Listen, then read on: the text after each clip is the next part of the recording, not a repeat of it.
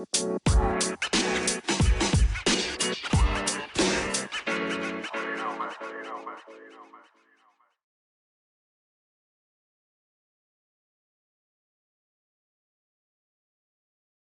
and welcome to episode 18 of the Grove podcast. These are coming in thick and fast now. We're getting podcast after podcast after podcast, which is fine. Everyone loves it. Today I'm Moz, your host, and today I'm joined again by Tabs. Hello. Good afternoon, everyone. I'm feeling match fit with all the games coming thick and fast. I'm doing nothing in between each pod, and I'm just keeping focused on being ready for the pod.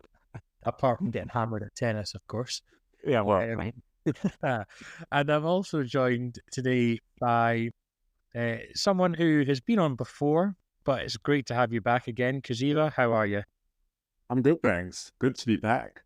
Started to chat a few things about our team, our wonderful team. Yes, our wonderful team who, full disclosure here, we're recording during the game of Man U and Liverpool. The score is currently a draw. We're not going to commentate. I got told off by Tab before we hit record. We're not going to commentate on the game. But as it stands, we are currently still top of the league. And that brings me on really nicely to our highlight and lowlight of the game yesterday against Brighton. Tabs, you can start today. What was your highlight and lowlight from yesterday? Yeah, my highlight actually, it was sort of after the game. So actually, my daughter was away on a school trip and she came back like halfway through the game, so I was a bit distracted. So I a couple of reasons. One, I wanted to rewatch the game just to see what I missed, and two, I wanted to have some counterpoints for some of the discussion we're having later. So I wanted to make sure that my what I was talking out wasn't going to be talking out my ass. So actually, what I really liked was that when we went 2-0 up for the last half hour, even though Brighton had 80% possession, they only had one shot and we had 6 shots. So when sort of watching it at the time, it felt really nervy. But actually watching it back afterwards, there was absolutely nothing to be nervous about. We were in such control. It was fine. Yeah, so my highlight was just actually rewatching that bit and just realising how good a job we were doing, just holding them at bay. And actually, even though they had 80% of possession, we had the better chances. And then we scored that goal. So that was my highlight. And in terms of the low light, would have been nice maybe for a couple of others to get a bit more rest and things like that. And so maybe Havertz, Odegaard, Rice, have a chance to have a bit more rest. But I sensed that because it was only 2-0 up to the 83rd minute, just didn't want to take that risk. So that was only a very minor low light. Okay, interesting. You know what? Even if Arsenal are winning 6-0, it's still not a guarantee until the full-time whistle goes, of course. Kuziva, your highlight and lowlight from yesterday's game? Highlights has to be us beating Brighton at home. Obviously, we all know that they had a really good home record. I think only losing once this whole season at home. So that was good to see. And yeah, just scoring 3 goals away from home again. I mean, it's really impressive what we are doing. Lowlights, don't really have any lowlights besides, I guess, scoring more goals. I think we had an opportunity very early on where Saka kind of scuffed it or he could squared it. But yeah, no real lowlights, just happy with the results and happy with us just moving forward. Yeah, in terms of my highlight was very similar to yours, the fact that we managed to beat Brighton, who on the last pod we recorded, we spoke about, they've only lost 1 game at home before yesterday, which was really, really impressive for us. The low light was the first half. I just feel like we struggled to, and probably to Brighton's credit, I would say, we struggled to really get out of our box or really make any significant, headway in the game and really do anything of note. The first half, I was quite nervous, but as soon as we scored, I did get a lot more relaxed and knew we would win the game. But yeah, it was nervy for the first part of the first half. And in terms of the lineup then, so I don't think there was any surprise really. We went full strength, didn't we? As full strength as we could, certainly. Tabs, what are your thoughts on that? Yeah, I think we had Bayern in mind. So, and that's why I was sometimes surprised, sometimes not. So you'd like Jorginho to be playing against Bayern, but we've been saying, can he play 2 back-to-back 90s? So that was one I was a bit surprised. But yeah, other than that, I think he's starting to favour Jesus at the moment, just as a player. I think Martinelli still obviously came up to fitness, and again, so I think he was playing this team now. Other than potentially Zinchenko, I think everyone else, I think he was like, so this is going to be my first 10 for Bayern. So yeah, I was happy with it. I was fine with it. It was what it was. Maybe thought Havertz could have got a rest because he's been painful. That thank God he didn't, because he was our man of the match. But yeah, other than that, yeah, I'll take it. Yeah, he knows the ins and outs of the team and the fitness, so I'm happy. I'm happy with whatever he puts out there. I was quite surprised that Jorginho got 90 minutes and didn't come off at all, because, like you say, we were probably going to start with him as well midweek, and then we have Villa on the weekend. So if I really had to choose 2 out of those 3 games, I'd have Jorginho in. It would be Villa and Bayern as opposed to Bayern and Brighton. Kuziva, sorry. No, I was just about to say that, especially because Zinchenko was playing. It did feel like there was sometimes they often take up the same position or they play similar roles. So actually to have Jorginho and Zinchenko, that was also a bit of an element that, okay.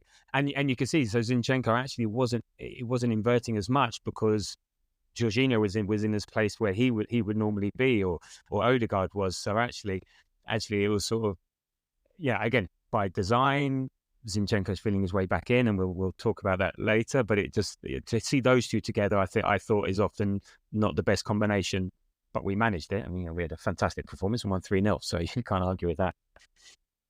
Yeah, Kuziva, sorry, I was coming to you just in terms of, did you have any thoughts on the lineup? Did you? Yeah, no real surprises on my side. It's what I expected. I mean, as Tab said, these guys, they know the fitness of these players. They're working with them literally every day. So let's see what happens on Bayern or on Tuesday. But yeah, no surprises on my side. So the result itself, I mean, pretty dominant. And normally, if you're listening to this, you're really slacking as being the stat man, by the way. I mean, that's 2 episodes in a row now that he's left me to go and fish from my own stats. Luckily, Tabs has come in clutch with a few there. And one stat I do want to discuss today is XG, funnily enough. Tabs, you made such a compelling argument for XG and why it's important, or why we should think about using it. So when I seen that the highest ever XG under Roberto De Zerbi was conceded yesterday when Brighton, it was 3.4 for us, wasn't it? The highest ever they have ever had under him. I was quite interested to read more about it. And XG varies so much in different apps and websites that you use. So I don't really know how accurate that is. But when you think of the second half, you really don't see Brighton having any real chance. I mean, the only chance they really, really mustered was the last minute when Gabriel celebrated that block, right? But in terms of the stat, we had 20 shots, they had 10, 7 on target, they had 2, and we had 7 big chances. We missed 4. And I think that was mainly in the first half, wasn't it? Yeah, I think Gabby had two headers. Saka's one. I don't know if you can call it a big chance, because that was an interesting example, and this is where XG sort of comes into its own, and it's a bit odd. We all expected that ball to go in the back of the net. As soon as you cut inside, you're thinking get on target inside the left hand post. The XG on that was only 0.25. So it wasn't even a 50-50 chance. It was a quarter of a chance. But we've seen it do it so many times. We all said, and we all felt he should have scored. So that's a really example where it's like, the feeling versus the statistics say that over a period of time, this goal only gets scored 1 in 4. So I think I was more frustrated with some of the Jesus headers. I think it could have gone them on target, could have gone differently. Others, I think, were blocked. But I just showed our dominance, didn't it? The fact that we had 20 shots, 7 on target. And I believe Moss has got some good news to interrupt the pod with. I'm so sorry. 2-1. No, go for it. I think we got to hear this. 2-1, Jurgen Klopp is raging. Inject this into my veins. It's Kobe Mainoo who's scored, and he's got to make up for the bloody mistake he made for the first goal. So good. We're talking XG and goals and everything. But Liverpool have honestly gifted Man U Another goal. 2 goals. Yeah, so Okay, that's that. I don't want to commentate on the goal. This is an Arsenal podcast, but it hugely affects us.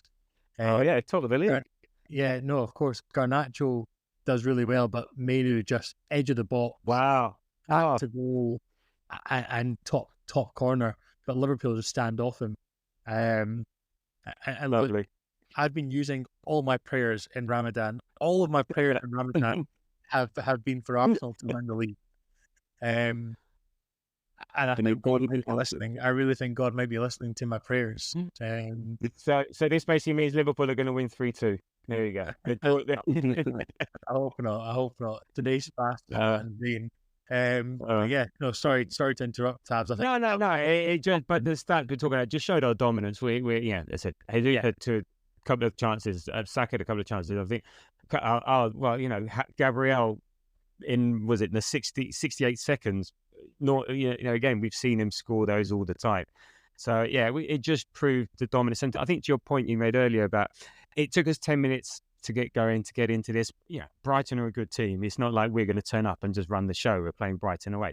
And I think Arteta said in the interview afterwards that they did something different to what they expected. They'd planned for it, so they had to adjust to that slightly. So what you're seeing is on the fly how the team were adjusting to what Brighton were doing compared to what they thought. So there is going to be a sense of Brighton, they're at home, they're a good team. We're adjusting. We weren't quite on it. We were a bit giving away, but they pressed really high, Brighton. They pressed hard, they pressed high, they gave no breathing space. But once after 10 minutes, it was all Arsenal. And I say, right, okay, they had that last half hour of the game, but we were the dominant team. We were the better team. And then that first goal, away we go. To add on to that, those last 30 minutes were a bit tough for us. But as we all just mentioned earlier, we dominated. They really didn't have any real opportunities during that time. And it just shows that, we are not scoring goals and being, what's the word? Yeah, we're not just running around trying to score goals like Liverpool. There's a plan, and we are definitely trying to dominate games. And that's exactly what Arteta's been saying the last, season and a bit. So it's really exciting seeing where we are. Genuinely, we are the best team in the league.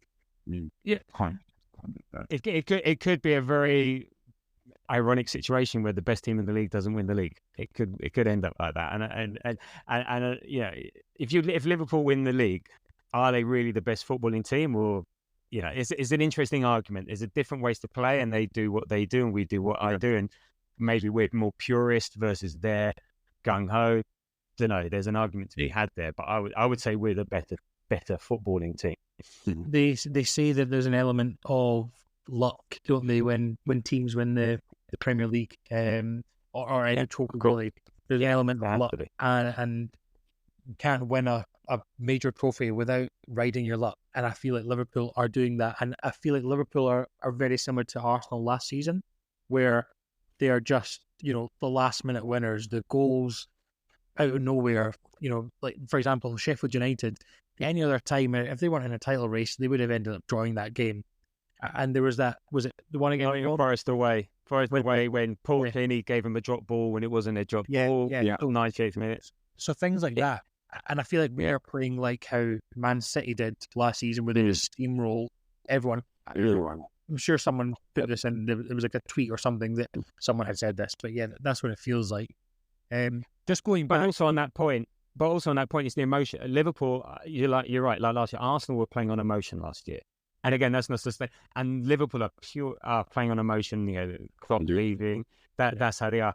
Whereas this year, we're mature, we're controlled, we're just mature and controlled, and that's that. And we've got a plan. We're sticking to it. We've got a way we're playing, but we've got multiple ways of playing, and it doesn't phase us. All right, you're going to do this, well, we'll do that. You're going to do this, well, we'll do that. And we have, and it was what Rob Edwards said. Like after the Luton game, he said that we can just adapt to any situation, and we are the best team. It feels like we can play 3 different ways, or even more than 3 different ways, and also we can play those different ways in one match. So we can be that defensive, solid team. We can be that free flowing attacking team. And I really think it's all down to to the signings we made in summer. Just watching Kai Havertz yesterday, I know we're kind of digressing from how we actually play, but if we want to talk about individuals, Kai Havertz yesterday, just watching him off the ball, some of the off the ball stuff that he does was unbelievable. And it's really interesting that Arteta goes with Gabby Jesus on the left, as opposed to, I think Martinelli's maybe not 100% yet. Would he have started if he was? Probably. Is he maybe saving him for Bayern potentially? I'm not sure. So that was interesting. But just watching Kai Havertz was sublime yesterday. His performance was even just more than his goal. His performance was unbelievable.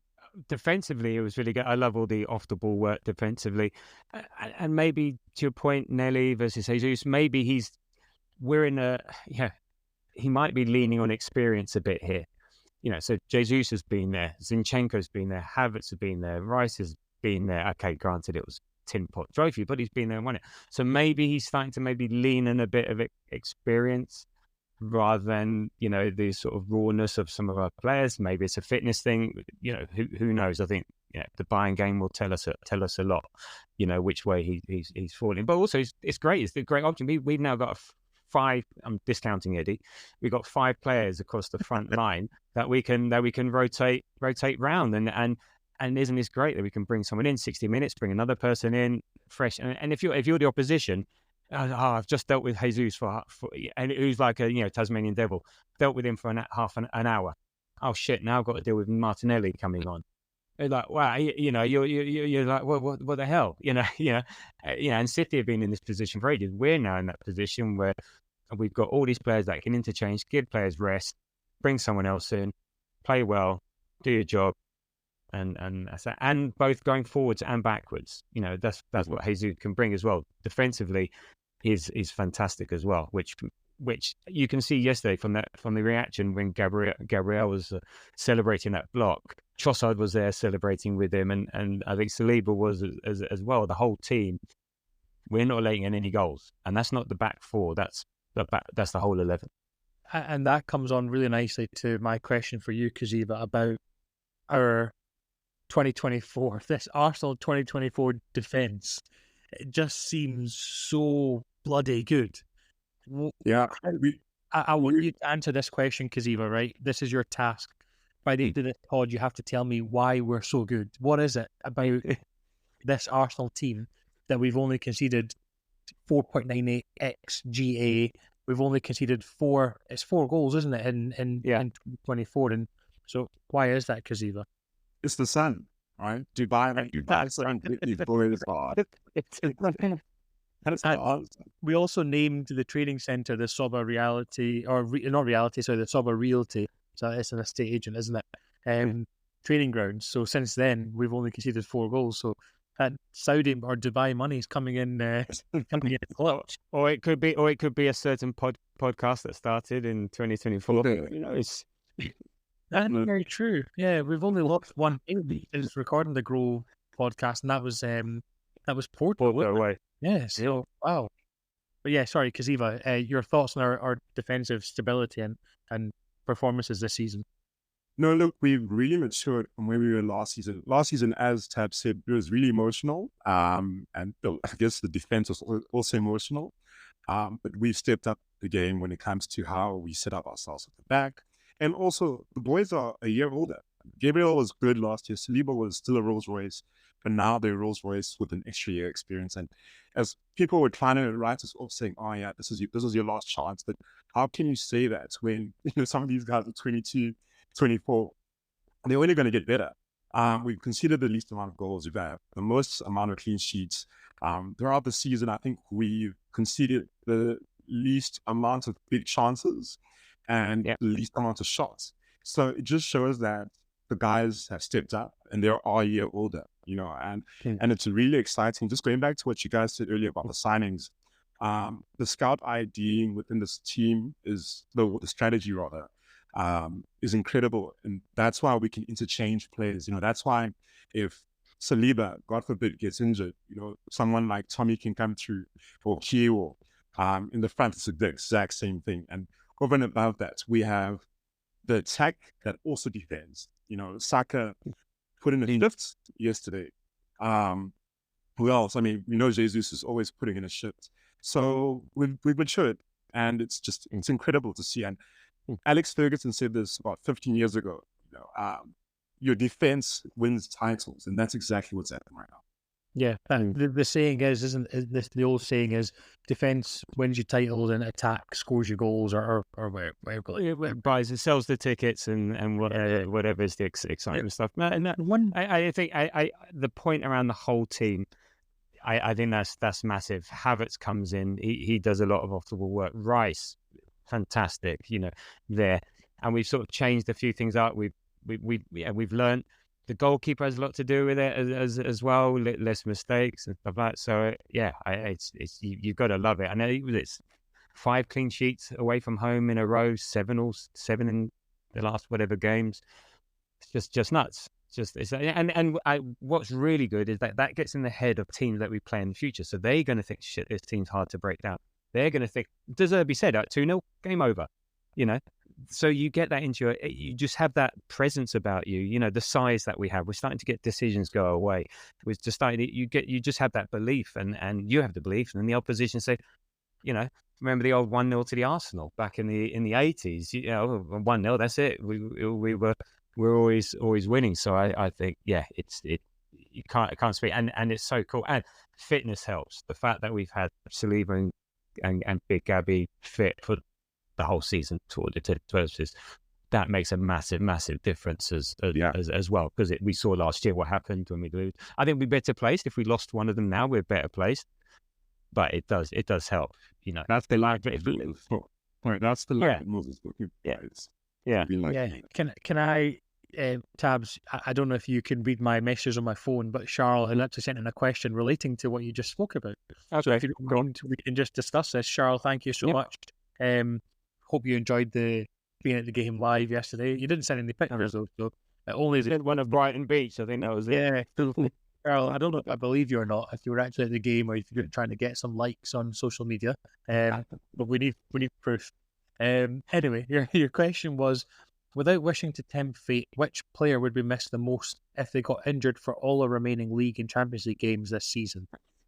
So when I read that question, when Charles sent it in, the first answer that came to my mind was Declan Rice.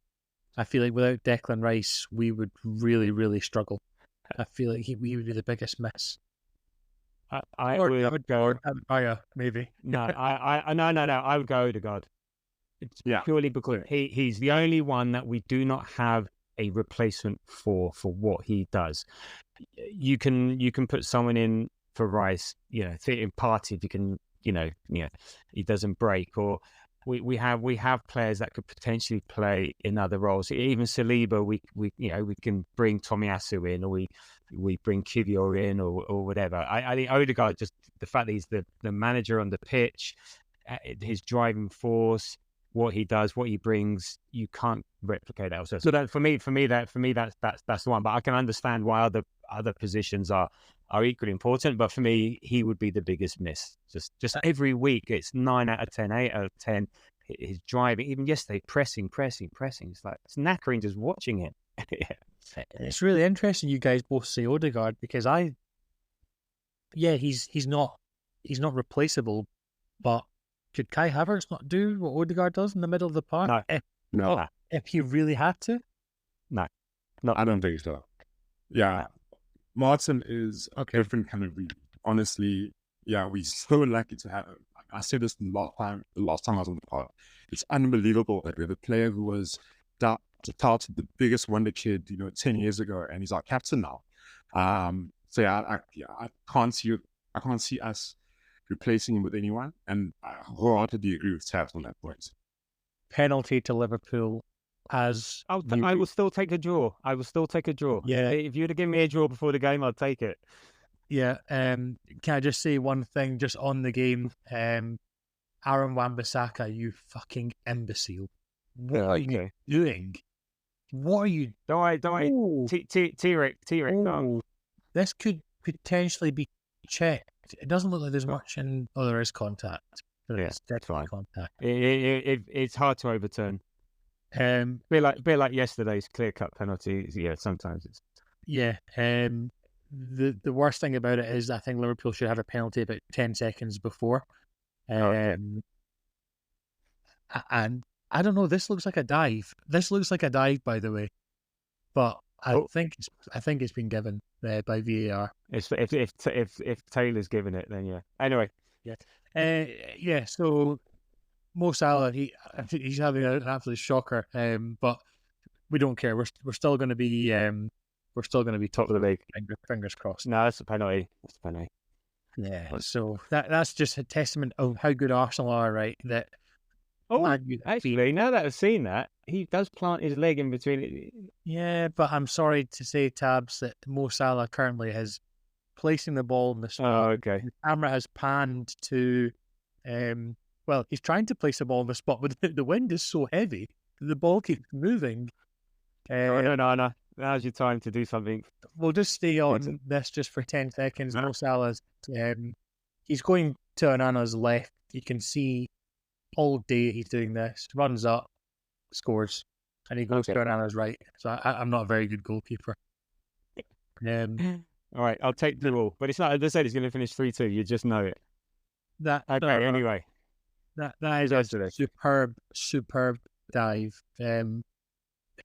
What a dive that is, honestly. Yeah. And, Aaron Wan-Bissaka, what an idiot. So, anyway, let's continue talking about the best team in England, right? Let's continue talking about Arsenal. And I will update you guys if anything further happens in the match, because it does affect us. I just had one question for you guys. So Charles, thank you so much for that. That really made me think. I still think it'd be Declan Rice for me. But the world would be a really boring place if we all agreed with each other on the Grove podcast. The one bet I've had for you guys is, or one question I maybe have for Mikel Arteta when he comes onto this pod, hopefully soon, is what was his thoughts with starting Thomas Partey at right back for the start of the season, and did that cost us back then with any results? Did we drop any points as a result of that? But if not, what was your thought in doing that? Because we haven't seen that happen since. Was it because Gabriel was linked with another club? Really? Is that all it was? So I think because we expected to start the season with Timber inverting from the left. Obviously, when he got injured, everything changed. But also, he was really trying to figure out different ways of playing. A lot of the games that we played in the beginning of the season, they weren't as dominant as they are now. But we were trying to figure out how to change within games, how to change tactics and strategies. And that was just one of those situations. And you could argue we've kind of used not the inverted right back strategy, but we've kind of used Ben White coming in and creating a box shape in the midfield on a few games where we're playing with mid blocks, giving us an extra man from that side, especially because Kyo can't invert. So it was really tinkering to figure out, can this work? If it can, how should I make it happen? So yeah, that's what I feel, honestly. I'm a big Arteta fan, so I'm going to give him the benefit of the doubt and say he was just learning. I think it was this case of Big Gabby's head was turned. The money, potentially that was an offer, the opportunity, and so he just needed to be sat down, just to say, hey, look, come on, what do you want to do, and things like that. And we'd played Partey at right back in last season on occasion, so it wasn't a massive risk. So therefore, Kivior wasn't the Kivior we know now. So I can't remember if Tomiyasu was injured or not. I can't keep track of that. I'm going with potentially he's injured. So therefore, it was a case of, well, it needs must, and then right, is this something that we can look to do different? But he'd done it last season, so it wasn't brand new to us.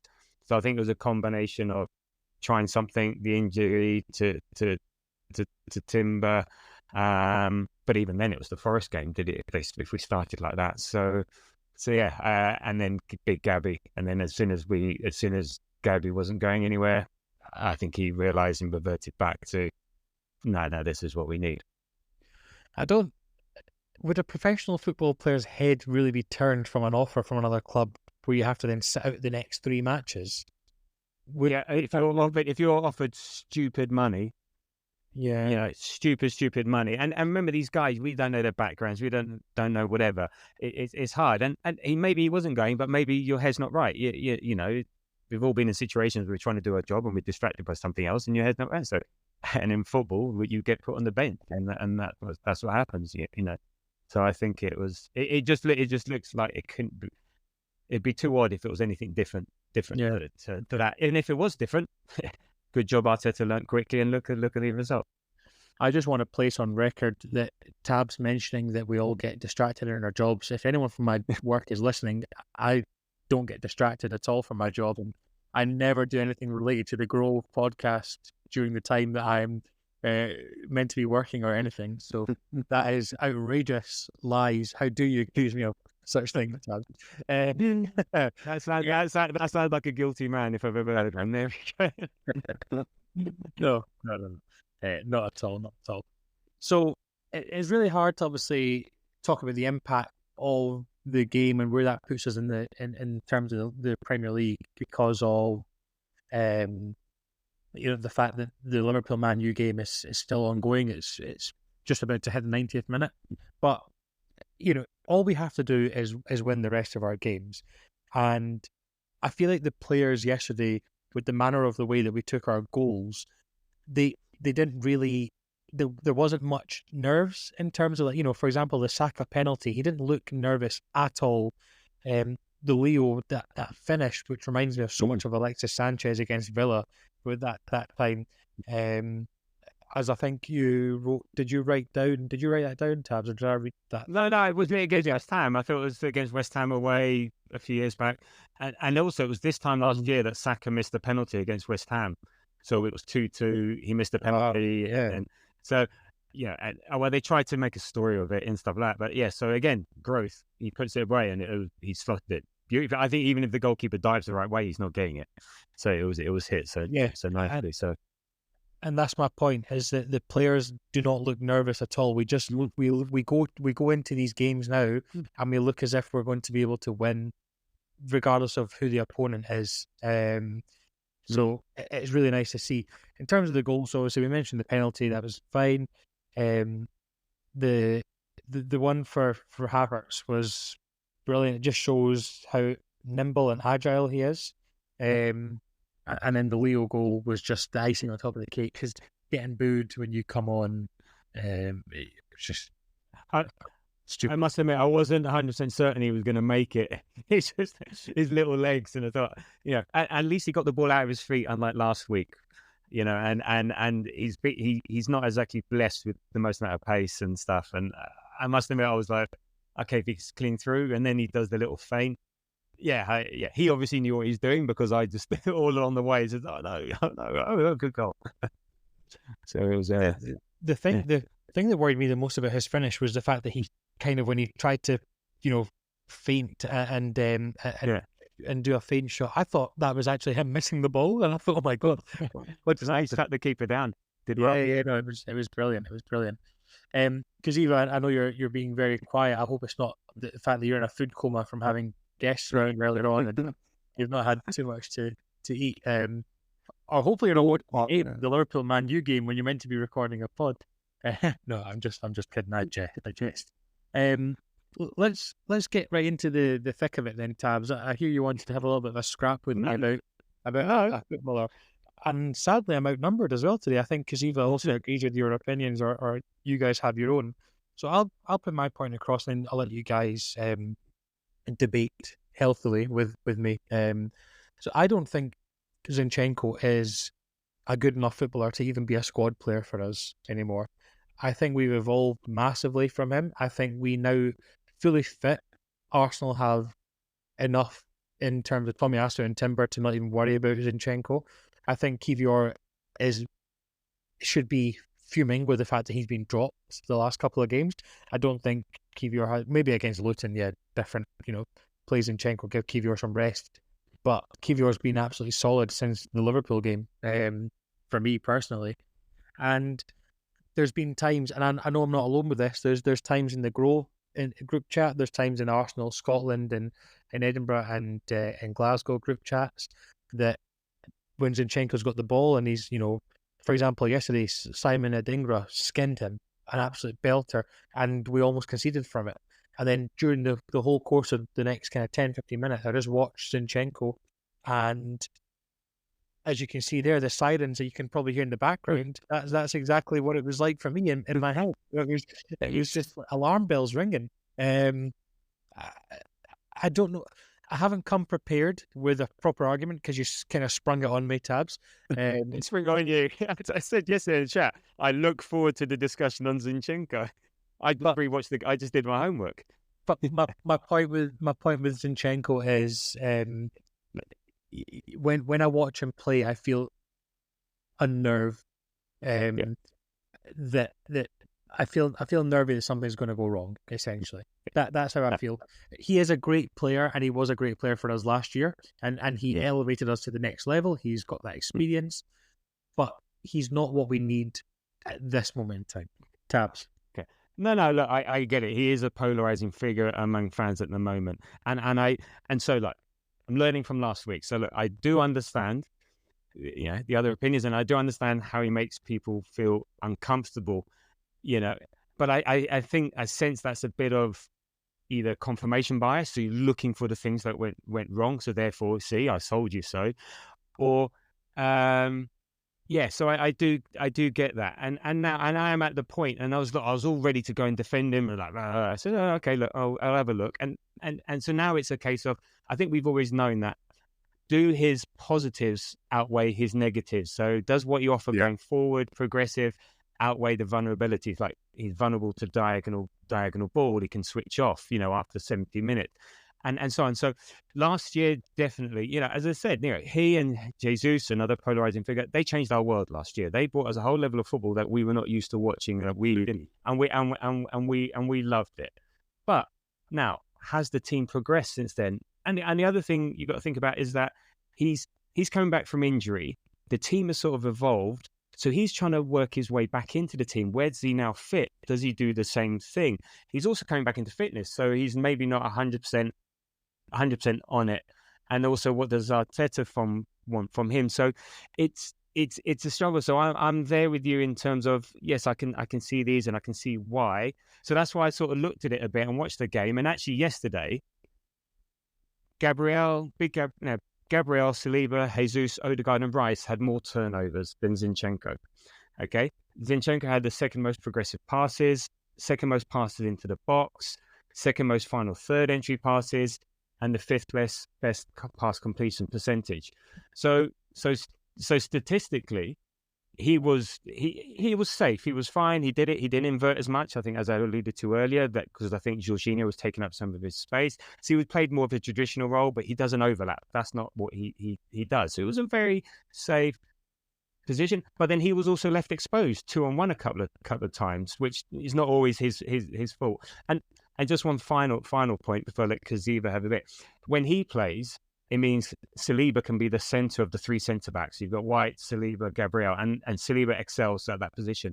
Whenever White is doing the inverting or being further forward, it's Big Gabby who's the more central, and that's not his optimal role. So even though, granted, our defensive record being brilliant, and he's learnt into that. So I think there's a lot of mitigation there.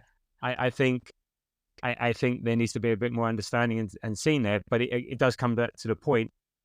Does what he offer going forward outweigh his vulnerabilities, and do we feel better having our full centre backs than him there? And that's where I'm with Kuziva. Sorry, just before Kuziva, you answer that. My thought on that is Zinchenko going forward is good, but his defensive. The answer to your question is it's not. I don't think it's enough. I think it's too risky to have a mistake happen and concede a goal. In that case, how many goals has he really been responsible for? Yes, you remember one. It feels like it's coming. It feels like it's coming. It does. It feels like it's coming. He was part of the new. Go on. Sorry. Go on, Tabs. No, I was getting to I was getting into last week mode. No, that's fine. That's it. I think the question that Tabs asked is the right question. And I know you're trying to answer it now, Mose, but I feel like he does bring more offensively than he lacks defensively, genuinely. One of the big reasons we also struggled at the beginning of the year, beginning of the season, we weren't starting with Jorginho. We didn't have progressive passing, and Zinchenko wasn't there. Zinchenko is a demon when it comes to progressive passes. And when we don't have that, we're limited to wing play, and it's easy to double team Saka and Martinelli because that's our only outlet. Whereas as soon as you have someone in the midfield who can pass that ball forward onto the attacking third, that's a game changer. It's a little bit like the Trent argument, right? Trent will make mistakes. Trent will cause, sometimes cause big chances for the other team at the back. But when it comes with that pass, you know that they're getting a goal. You know that. So I'm on the other side. He brings more offensively to the team, and then he lacks defensively, genuinely, because we need progressive passes in our team. That's how we function. I mean, I don't think he should be there every time, but isn't it a great option to have someone with that experience that gives us a different way to play? So I personally, I'm liking the 4 centre backs in defence now. But I'm not going to get all ants. I'm not going to worry too much if he plays, because if that's the role Teta wants for him and that's the way he wants to play, then good on him. But this is why I really think he would be an ideal replacement for the Jorginho role. So I would keep him in a season or two time playing that position, because Jorginho's going to be gone, his legs are gone. He'd be perfect. So he's not the defensive vulnerability, but he can play that quarterback role. He can move up. And that's what I would say to Teta. Why don't you see him in that position? Because he plays midfield for Ukraine. I would see him perfectly there, and then we don't have to worry about left back, and we can buy another left back, whatever. That for me would be where I would keep him and put him in that role there in seasons to come, and I think it would be fantastic there. Very solid arguments. I want to just say, Kuziva, I hope no one. I get so much hate from Tabs, right, guys? You don't understand how much abuse he gives me. So much abuse during the week between recording podcasts. It makes me feel really, really bad about myself sometimes, and I just want to place it on record so everyone else can hear that I think Zinchenko does give us more offensively than he does giving us defensively. However, I feel personally it's more a risk having his defensive attributes. Tabs, please don't hate on me again during the week. No, I'll just shut up. He's talking bullshit. No, I get it, but I do understand that, and I see it. You know what? I'm trying to see the positive, but I do understand why people have that sense of about him. But there we go. Yeah. Breaking news: the game is finished 2-2. It's full time. Shanice, I'm sorry. It is. I promise you, it's full time this time. I haven't said that prematurely. And Arsenal are currently top of the league. And people, I've just had a quick glance at my phone. People are gutted that the Man U haven't won, but essentially that's just the difference of a point. So it doesn't really mean anything anyway. Because if we lost our next game, if Liverpool lost or drew today, they would still go top if they won and we lost, right? So I would take 2-2. I would take against this Man United team. Absolutely. Yeah, and Martin Parrish, Man United fan, long-time listener of the pod, basically he said, we basically won you the title, Tabs. Yeah, and listen, Kobe Mainu, if you're listening, you're more than welcome to attend the title parade. Aaron Wan-Bissaka, you're not invited. That's how it goes. Let's move on now that we know, I can't get my words. I'm that excited. Now that we know that we are top of the league, we can relax, and it's just a really good feeling. It's in our hands now, and I'm looking really forward to obviously the next game where we can record the next Premier League game where we can record a podcast after that for Villa. But before that, there's a small matter of Bayern Munich, and I just want to start with a really funny story about Bayern Munich. So I have a friend who's looking for a ticket. Andy, actually, he's a long time listener of the Grove, and he's a big fan of the Grove. I think he's met pretty much everyone. Andy had went on Twitter and was looking for tickets, and I had messaged this guy, and he sent me a screenshot of the booking confirmation, But I've seen so many booking confirmations in my life, right? From ticket exchange or ticket transfer. And this guy was apparently a season ticket holder that bought his seat, and Arsenal had spelt it Bayern, you know how they sometimes have it München, Munchen. Yeah. Spelt it like that, and then they wrote Emirates Stadium, but Emirates was spelt wrong. And he was like, "Oh no, that's just Arsenal's fault. I've emailed them to ask them to change that." I said, "Okay, mate, see you later." So, and I've seen a lot on Twitter and the Grove, and I think Josh and quite a few people are desperate for tickets. One thing is, never use Twitter, guys. It's right now full of scammers.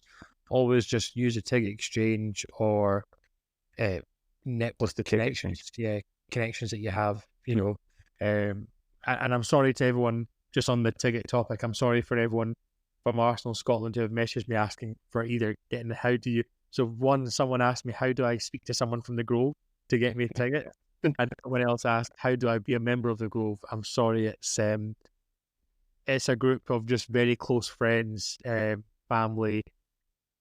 One day we might open it up. We never know, but right now it's an exclusive club.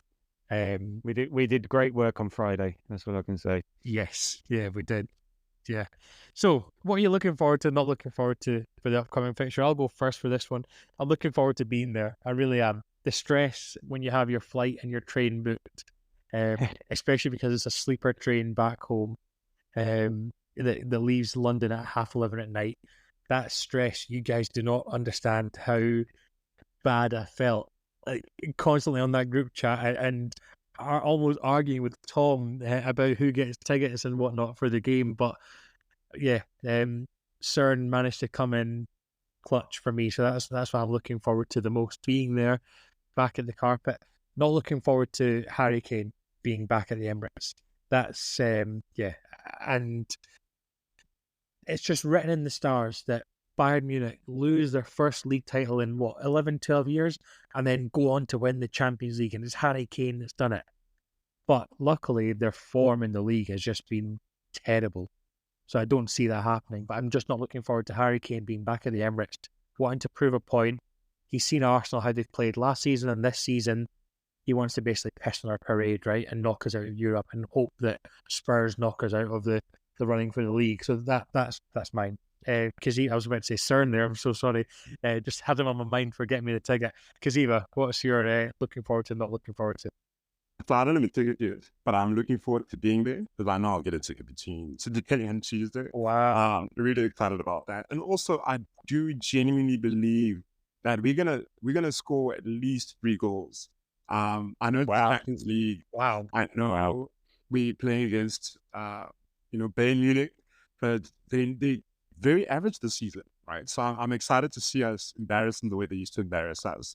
And then same reason, not being excited about that is Kane. Kane is the top goal scorer in Europe, if I'm not mistaken. He will inevitably score either Tuesday's game or the second leg. But I can't see them going through. I think it'll be very embarrassing. And then I know I'm calling out my team right now, but it'd be very embarrassing if we lost out to Bayern Munich in this time. I think when you so Kuziva, firstly, are you okay? 3-0 or at least 3 goals? Did you say? I mean, that's a brave man. Have you been watching Arsenal recently? I have. No, that's brave. But the one thing I think is in our favour is, I don't know if you'll agree with this, playing at home first in the Champions League, I think is probably better in our favour, because you can do a job, you can win 3-0 or 4-0, whatever, and then you can just park the bus in the away leg, right? Exactly. And we've spoken about it in this podcast. You've seen the stats. We're really good right now when it comes to defending. So let's park the bus. They're not going to have fans in the stadium, if I'm correct. Yeah. So let's score our goals, and when we go to their place, let's park the bus and do what we're really good at this season: defend. Yeah, and I'm glad. So obviously, we're maybe don't want to get ahead of myself, but I'm glad that the semi-final as well, we play at home first, because playing at home really does have its advantages. I feel it was nice being at home for Porto in the second leg, because the way everything happened, but that's not sustainable, right? And that's not going to happen every single game. So being at home first is huge. Our first Champions League quarter final in 14 years. I mean, where were you when the last one happened, right? So it's crazy. Look at Tabs on the camera going back 14 years. I won't make any age joke, Tabs, or a dementia related joke. I might have been there at the last quarter final. I can't remember. I remember being at the bloody Man United semi final, but that was about it. Ronaldo scored that in the first 30 seconds, and then we made sure that it was Ronaldo and then Rooney, and they had all the flags on the seats, and it was a balmy sort of late spring evening. Yeah, that wasn't very nice at all. Yeah, I think team. Very limited. Yeah. I'm so confident against Bayern Munich now, and I remember we've lost 5-1 3 times to these guys, but right now I think this shoe could be another foot, and I think it could be a 5-1 for Arsenal. That's how confident I am. That's not my prediction, but yeah. So in terms of the lineup that we're going to go with, what are you guys' thoughts then? So the only change really from the game against Brighton, would you say Kiwior comes in for Zinchenko, or does he keep Zinchenko for the Champions League experience? Yeah, I really don't have an answer, and either Kiwior or Tommy. So I don't know. Tommy's had a few moments. I would like to see big four at the back. So I'd Tommy or Kiwior. I'd rather have that to be honest, especially because he's going to be playing Jorginho. Jorginho has to play it for me. I think he'll play Jesus. So yeah, I'd like to have a big, especially with Kane in there. You could see him coming into the far post, leaning all over Zinchenko, or Zinchenko putting him down, something like that. So yeah, I'd like to have a big physical team presenting that there. Other than that, I would keep it as it was.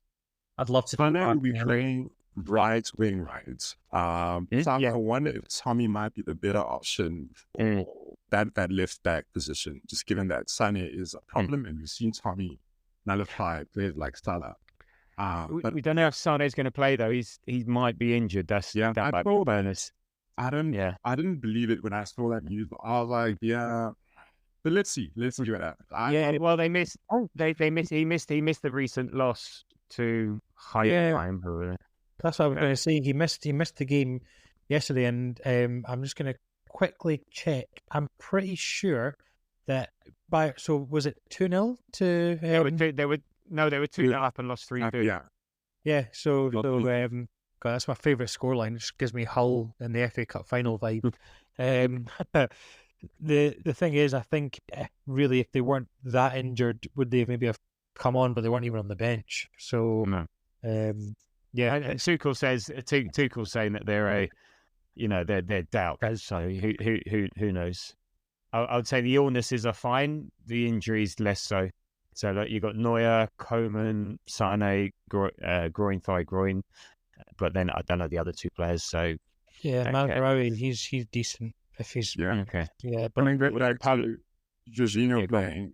I'm surprised that. I mean, you said it earlier. I'm surprised that he played full 90 yesterday, because we really do need him on Tuesday.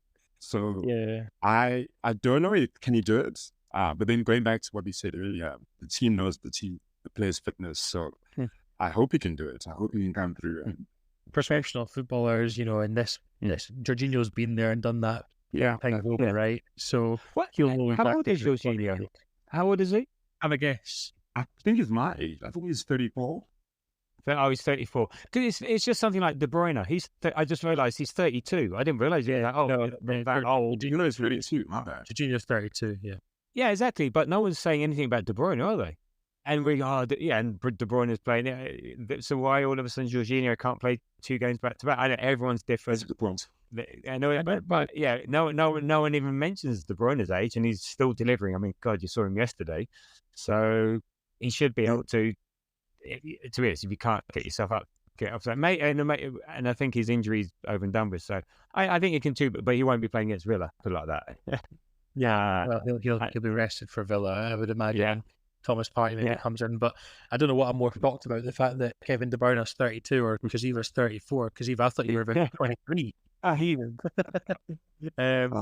Yeah, you need to send me your skincare routine. So do we go for it?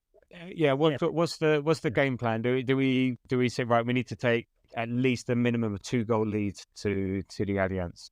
We need to make home advantage count. We're never going to have a game where there's going to be 60,000 Arsenal fans in the stadium. The away end is going to be Arsenal fans. It's a real shame that I think David had put in the Grove. I don't know if you guys managed to see it. 2,000 for UEFA tickets or something like that. No, it was today about so Red Action have tweeted saying there's going to be no full stadium tifo for the Bayern game. Oh. The proposal was accepted from a design sustainability aspect, but the cost was not approved. By the time the decision was communicated, it's too late to launch a crowdfunding.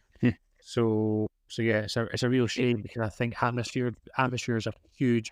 The atmosphere almost as they say the crowd's the 12th man. I really feel like the atmosphere of the Emirates. That would be really interesting if it isn't going our way. All of a sudden you've got 60,000 people. Like it could be really quiet, and if it's not going our way, that would be really. You don't have that. The foe to bounce off and stuff like that. So, all well and good if it's going great. If it's not, that'll be interesting to see how that is. There's still dynamic, Yeah, there's still going to be Bayern Munich fans in there. It's somehow. I mean, I don't know if you guys watched the Old Firm derby today, Celtic and Rangers. They don't allow any away fans in. Either team. Oh, really? Okay. Yeah, so I think that's changing from next year. It's not politics as such, but it's just like they hate each other so much that basically Celtic don't allow Rangers fans in at Parkhead and vice versa. However, when Celtic scored in the first minute, you could hear so many fans, and I'm assuming it's not just the subs and the staff, so there will be fans that find themselves in for Bayern. They'll get kicked out, but they will be there. But yeah, the answer is yes, we have to go for it. Harry Kane scored 32 goals this season. Keep him quiet. All you have to do is focus, keep him quiet. Gabriel's got him in his pocket, and we'll go away and win the game. Yeah, him and Jamal Musiala. We need to keep Musiala quiet. I think Declan Rice will take care of Musiala. Yeah, don't worry about that. He's what a player. I've seen that we're linked with him as well, apparently. But what a player he would be in addition. But yeah, no, and just need to go for our predictions now. So, Kuziva, I'm expecting 10-1? What do you reckon? Both legs, yes. I think honestly we're going to score 3 goals on Tuesday. Confidently saying 3. How many are we looking in? 3-0. 3-0. Wow. I think I'm going to go 2-0. I think we get 2-0. We don't get greedy because I'd rather have 2. I'd rather obviously 2. I'd rather have 2-0 than try and go for 3-0 and we then end up 2-1. So I think 2-0 and then we stay tight. So I had a dream last night.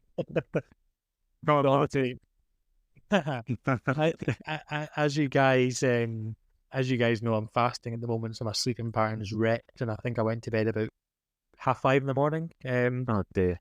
And I'm running on about 4 hours sleep over, 8 hours sleep over the last 2 days. Anyway, so I had a lot of cheese before I went to bed. I had the truffle cheese from M&S with some crackers, and I had a dream it was 4-2. And for some reason, I just seen Harry Kane scoring 2 goals, and then I seen it was 2-0 Arsenal, then 2-2, then 4-2 Arsenal. So I'm going with that. It was so vivid, the dream. It felt so real. I was sat in the exact seat that I'm going to be sitting in on Tuesday night. Everything was, the stars had all just, aligned. So 4-2 is my prediction. Okay. So away goals don't count, don't they? So 2-0. Yeah. 2-0, 4-2. When last did Tuchel beat Arteta? I think he's lost the last 2 games against Arteta, if I'm not mistaken, right? We had a number when he was in the Premier League. Yeah. Obviously, Bale is a different story. But I think... Yeah. I don't read too much into that, to be honest. Manager records against each other is not really does that really come into effect? It's the players on the pitch. I mean, look at Ten Hag against Klopp. Ten Hag drew against Klopp today, but it's, the players on the pitch are the ones that hadn't been last time. Yeah, it's interesting that the sort of the dialogue around Bayern is that they're no good this year. I think it's a combination of Leverkusen just being exceptional because and Bayern just not for once not keeping rate, but they've still got a goal difference of plus 44 in the Bundesliga. I think in their last 5 games they've got they've scored 18 and only let in 8, but let in 8. So they can they can score goals. I mean 5-2, 8-1, 3-0. They beat Lazio 3-0. So they will be a threat. They will be a threat, and that's why I think we might have to just be a bit mindful. Yes, we'll go for it, but not at the cost of. And again, a bit like City, it's a must not lose game. Yeah. But I think we'll be more proactive this time, and I think we'll be more on the front foot. But they can offer a threat. I say 18 goals in the last 5 games, even for a team that's playing in inverted commas shit, that's still pretty good. So it's I wouldn't take them. I would take a 1-0 to be honest, if I had to. If it's a win is a win, and then we'd take it from there, because I think we can go away, get a result there as well. So interesting. I'm drunk on Arsenal right now. I'm gonna no, it's great. No, hey, I'll take your 3-0 over anything. It'll just be, again, it's an interesting approach. It's huge, and what I don't want to happen. So in terms of what I wasn't looking forward to, I don't want us to freeze on the night. I hope the occasion doesn't get to us.